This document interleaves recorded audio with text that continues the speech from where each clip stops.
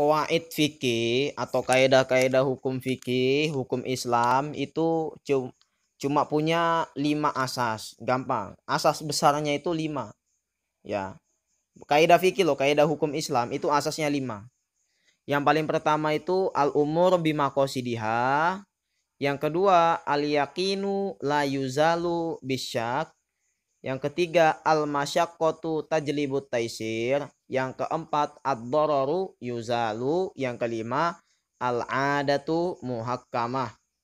Al-umur bimaqasidiha itu maksudnya apa? Segala perkara itu tergantung dari niatnya.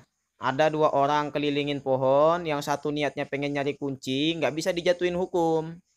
Ya. Tapi kalau yang satunya keliling pohon niatnya untuk ibadah, untuk tawaf, maka itu hukumnya haram. Itu. Jadi tergantung kepada niatnya.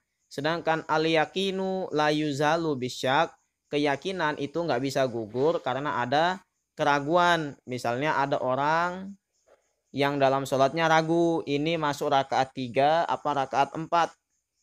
Maka statusnya dia masih rakaat 3. Kenapa? Karena keraguannya adalah status ini sudah masuk rakaat 4 atau belum. Yang menjadi keyakinan kan dia sudah rakaat 3.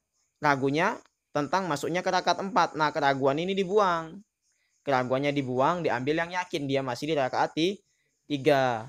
Ya, kemudian al-masyaqqatu tajlibu taisir, ketika ada kesulitan atau ada keberatan atau ada sesuatu yang susah yang memberatkan, maka pasti ada kemudahan di situ.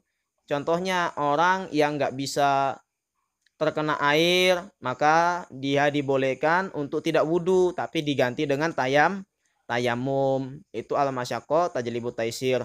Lah, yang keempat ad-dararu yuzalu, segala sesuatu yang berbahaya atau yang membahayakan itu yuzal, harus dihilangkan.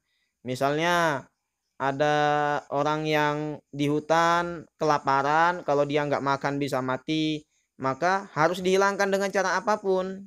Mau dengan cara di situ cuma ada lahmul hinzir atau daging babi, maka yang tadinya daging babi itu haram, maka itu diwajibkan. Harus dimakan daging babi itu untuk apa? Untuk menghindari dapat dosa bunuh diri. Sedangkan yang terakhir al-ada muhakkama, adat itu adalah hukum.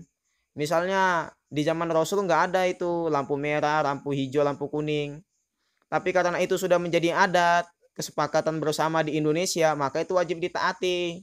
Ketika ada lampu merah kita jalan terus, itu bukan cuma melanggar lalu lintas, tapi juga sama dengan melanggar syariat. Kenapa? Karena asas hukum di dalam Islam al-ada muhakkama, adat kebiasaan yang ada itu adalah hukum.